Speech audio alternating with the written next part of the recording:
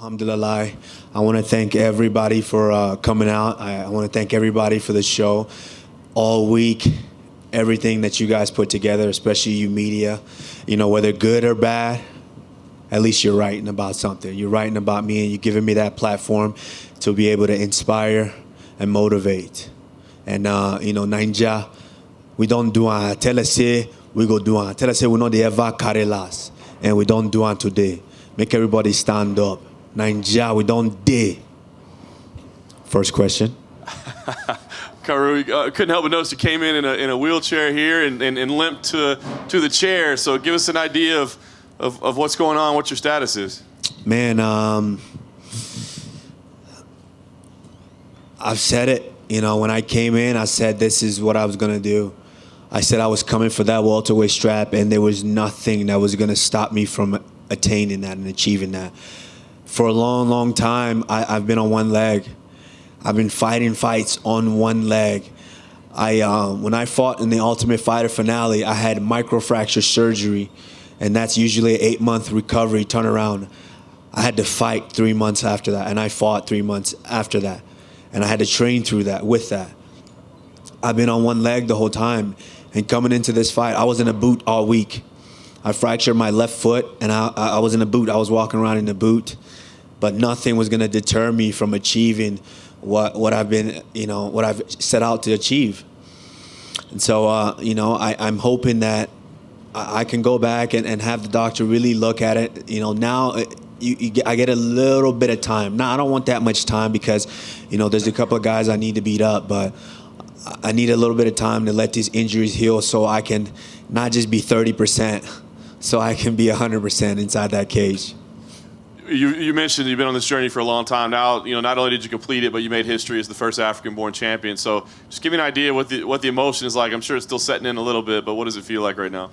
Yeah, it's you know, I always envisioned that and knew, hearing them saying and Dana wrapping that belt around me, and just knowing all the things that I was fighting for, not just for me and my family, and not just for the continent of Africa, but for everyone all across the world that come from humble beginnings, that don't know when their next meal is going to come from, don't know if they're going to get clean water the next day.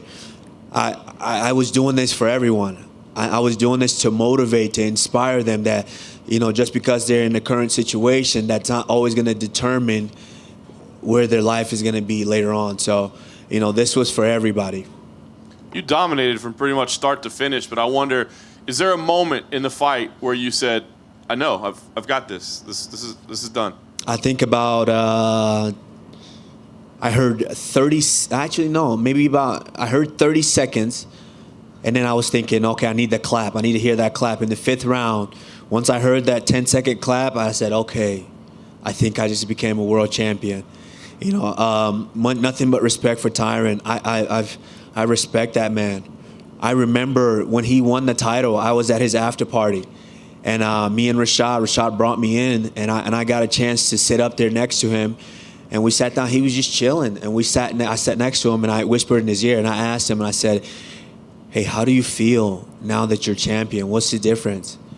And he told me, he said, you know, nothing really. You know, I still feel the same. And at that moment, I said, you know what? I think I can do this. I can do it. I mean, Rashad has been pouring into me the whole time, telling me that I will be able to do this. And, you know, you say it. I said that, you know what, I'm coming for that welterweight strap, but I didn't know exactly how I was going to do it. You know, I'm a math guy. Okay, that's the answer. This is the formula. Now we got to work out the problems in order to be able to get there. And, you know, tonight was my night.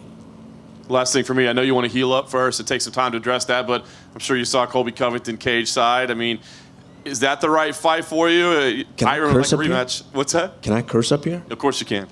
I want to fuck that guy up so bad.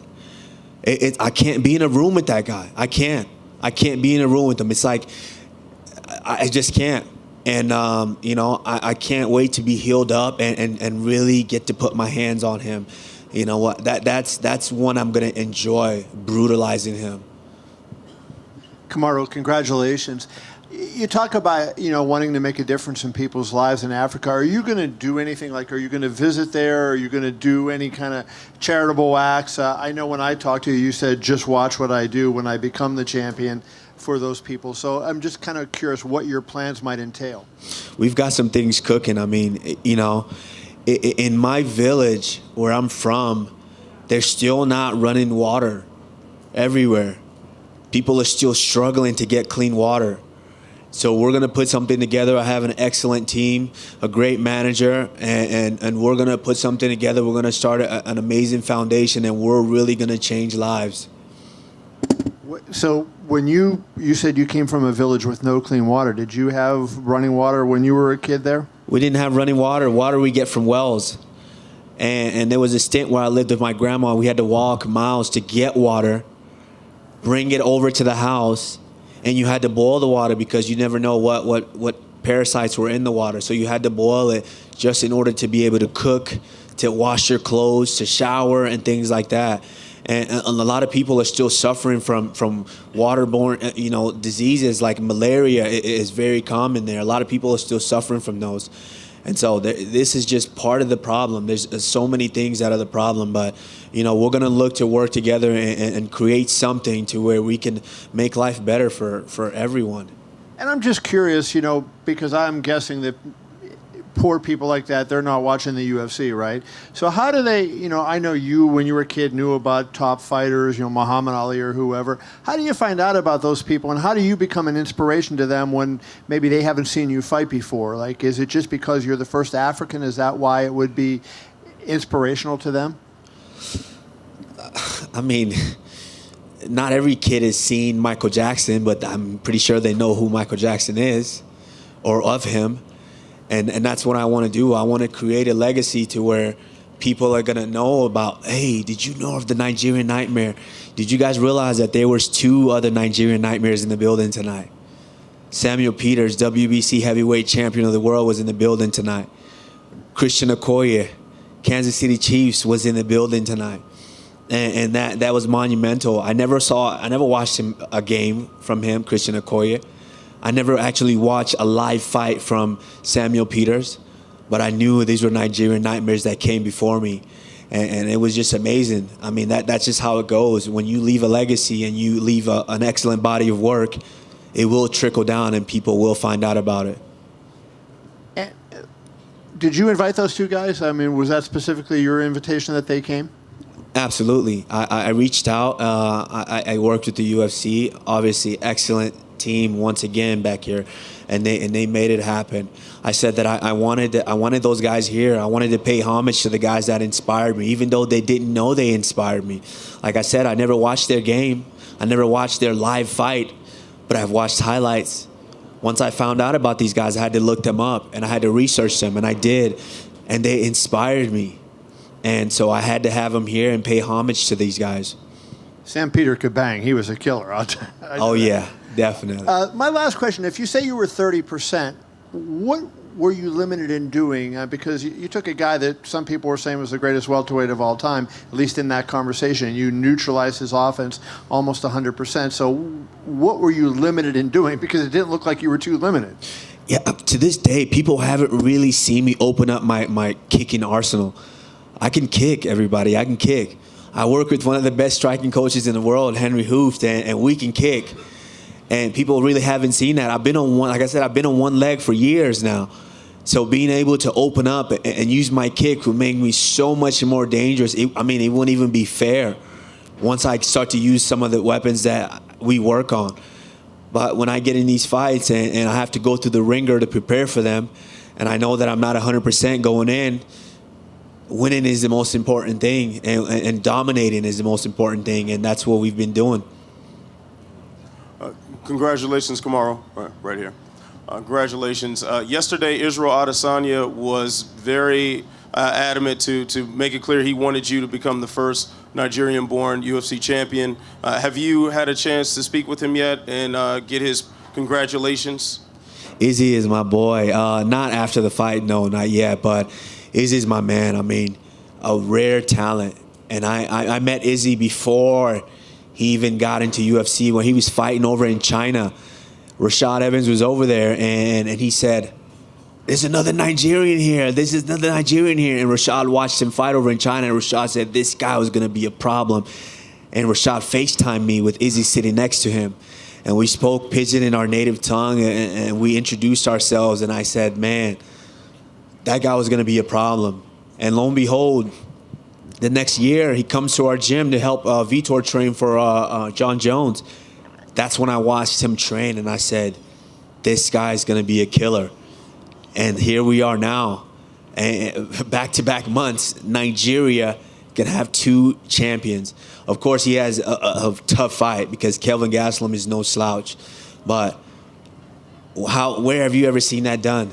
You know, coming from humble beginnings like we have, Nigeria, Africa could have 2 back-to-back champions in just months. And not to mention, Francis Ngannou is staring at that heavyweight title right now.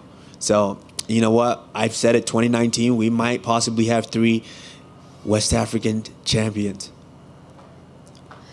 Kamaru, you've had Rashad with you all week. What's it been like for the roles to be switched between the two of you? Instead of you being in his corner and helping him train, now he's been behind you. Well, I mean, you got to kind of really ask him because I don't know. Rashad is in this transition to where he's transitioning out from being that badass dude that I came into the sport knowing. He's still that badass dude to me. Sometimes I feel like because he's so humble. He's so humble to where sometimes I feel like he doesn't even realize it. And I'm like, I look at him and I'm like, you could still fuck guys up. Yeah, you had a little bad stint here, but you could still kill these guys. But he's so humble to where it's, it really floors me. But one thing that, the way I was raised, for someone like that was so instrumental in my life, I owe him so much that I have to do everything to make him proud because he invested a lot in me. So, I hope tonight I did a little bit in helping in making him proud.